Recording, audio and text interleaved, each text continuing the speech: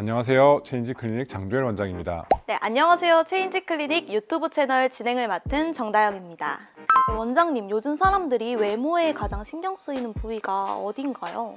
요즘에는 이제 눈, 코 같은 부위는 좀 개성 있는 거를 더 선호하는 그런 경향인 것 같고요. 오히려 얼굴형 같은 거에 더 많은 관심이 있으신 것 같습니다. 네, 맞아요. 저도 얼굴형에 대해서 관심이 되게 많은데 시술을 받고 싶은데 종류가 너무 다양하더라고요. 그래서 어떤 시술을 받아야 할지 고민이 많이 됩니다. 저희가 이제 얼굴형 중에서도 이제 큰 얼굴을 이제 되게 싫어하시잖아요. 여기에 대해서 오늘 더 자세하게 설명을 드리도록 하겠습니다. 네, 그럼 오늘 큰 얼굴 줄이기에 효과적인 수술, 작은 얼굴 만들기에 좋은 시술에 대해서 알아보겠습니다.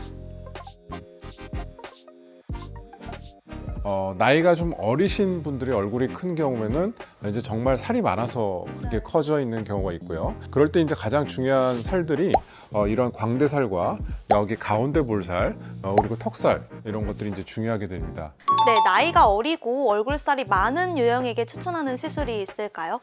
처짐은 별로 없는데 정말 살이 많아가지고 얼굴이 커져 보이는 경우죠. 이제 그런 경우에 가장 많이 시행하는 게 얼굴을 지방 흡입, 그리고 레이저 리프팅, 그리고 얼굴에 윤곽 주사, 그 심지어는 이제 얼굴 피부를 잘라내는 안면 거상술까지도 이제 생각을 하게 되는데요. 이런 경우에 레이저 시술과 지방 흡입을 이제 고민하시는 경우가 많은데요. 레이저 시술의 가장 큰 단점은 지방 흡입은 실제적으로 지방 세포를 빼기 때문에 세포 수가 줄어들지만 레이저 시술은 세포 수보다는 세포 자체를 작게 만들기 때문에 다시 세포가 커질 수 있다는 그런 또 단점이 있을 수가 있습니다. 그래서 이런 현상은 사실 우리가 레이저 시술이나 또 지방 분해 주사, 윤곽 주사라고 하죠. 그런 것들을 했을 때도 거의 비슷한 결과를 보이게 되는데요. 그렇다고 해서 그러면 레이저가 무조건 나쁘냐? 그런 건 아니고 레이저를 했을 경우에는 피부를 좀 밀착시켜주는 효과가 있습니다. 그래서 그런 것들로 인해서 장점이 있다고 말씀을 드릴 수 있고 일반적인 지방흡입에서는 지방을 빼서 볼륨을 감소시키긴 하지만 피부를 탁 밀착시키거나 피부 탄력을 개선시키는 효과가 좀 적습니다.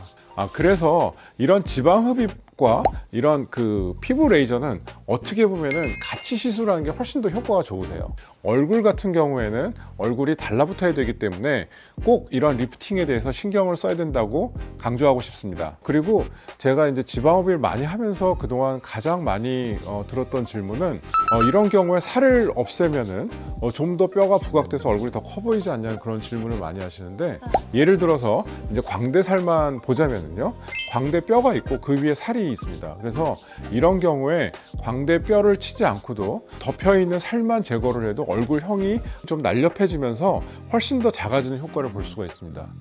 그리고 한 가지 또 더 말씀을 드리면은 너무 무리하게 이제 뼈를 깎는다든지 그런 시술을 하게 되면은 오히려 그 위에 살이 있는데 뼈가 이제 지지하고 있는 것들 중에서 이 지지대를 없애버리는 그런 시술을 하게 되는 거거든요. 그래서 있는 살들이 무너져 가지고 오히려 더 처지는 경우까지 생기는 경우도 있습니다. 나이가 들면서 이제 좀 늘어지는 경우가 또 생길 수가 있거든요. 그래서 이런 살들이 있으면서 늘어져서 얼굴이 커져 보이는 경우에는 이런 팔자주름 위에 있는 살과 또 아래 볼살 이런 것들이 가장 중요하게 되겠고요. 물론 턱살도 이제 중요한 역할을 하게 됩니다. 네, 그럼 노화로 인해 살이 처진 유형에게 추천하는 시술도 있을까요?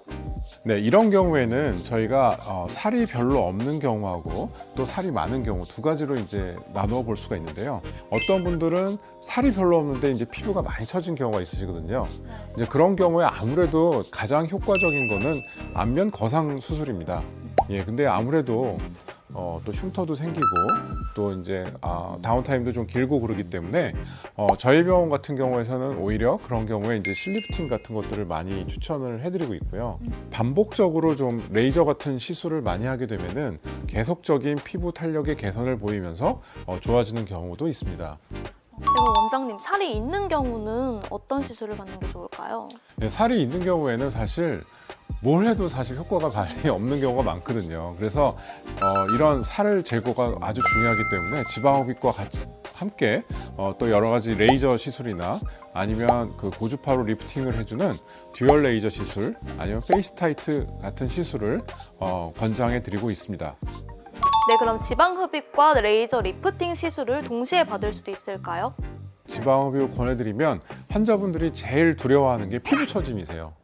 그래서 저는 얼굴 지방 흡입 후에 리프팅 시술은 선택이 아니라 필수라고 생각하고 있습니다. 근데 실제적으로는 이제 지방 흡입 자체가 얼굴에 리프팅 효과가 아주 없는 건 아니거든요. 그래서 약간의 리프팅 효과가 있지만 그런 리프팅 효과보다 훨씬 더 많은 효과를 주기 위해서 저희는 레이저와 이제 고주파 같은 것들을 사용하는데, 실제적으로 논문을 찾아보면은 레이저 시술의 경우에는 일반적인 지방 흡입보다 한 2배 정도의 리프팅 효과가 보인다고 하고 있고요. 저희 병원에서 많이 하고 있는 페이스타이트 고주파 기법 같은 경우에는 일반 지방 흡입의 한 4배 정도까지도 이제 좋은 리프팅 효과가 나온다고 이야기하고 있습니다. 그래서 저는 이제 얼굴 같은 경우에는 특히나 이제 그런 리프팅이 되게 중요하다고 생각해서 다른 병원에서 이제 윤곽 주사라고 해서 주사만 놔서 지방을 없애주는데, 저희는 초음파 윤곽 주사가 있습니다. 처음 들어보셨죠? 네, 처음 예. 들어봐요. 초음파를 사용해서 지방세포를 좀 더 줄여주고 지방세포를 약간 감소시켜주면서도 그쪽에 리프팅 효과를 좀 보이기도 하고요. 그 다음에 초음파를 사용해서 약간의 리프팅 효과와 지방세포 감소 효과를 보이면서 윤곽주사를 통해서 그 지방세포를 좀 더 많이 사멸시키는 그런 시술법을 하고 있습니다. 원장님, 아무래도 지방 흡입은 수술이다 보니까 시술보다는 부담이 있을 수 있는데 지방 흡입 후에 흉터나 통증, 회복 기간은 어떻게 될까요? 예, 부위에 따라서 붓기와 회복 기간이 좀 차이가 있을 수 있겠지만, 턱 시술만을 말씀을 드리자면은 뭐 시술하고 나서 바로 다음 날에도 전혀 생활하시는데 아무런 지장이 없을 정도로 붓기도 별로 없고 회복도 아주 빠른 시술이라고 말씀드릴 수 있어요. 그럼 통증도 없나요? 예, 통증도 거의 없습니다. 관심이 많으실 것 같은데요. 네, 원장님 말씀 잘 들었습니다. 지금까지 크고 넙대대한 얼굴 줄이는 방법 알아봤는데요. 이제 어떤 시술을 선택해야 될지 분명해졌을 것 같습니다. 그 환자분한테 해당되는 게 어떤 것일지는 실제적으로 제가 봐야지 합니다. 그래서 병원에 오시면 제가 환자분께 철저한 상담을 통해서 꼭 맞는 시술을 권해드리겠습니다. 지금까지 체인지 클리닉 장주열 원장, 진행자 정다영이었습니다. 감사합니다. 감사합니다.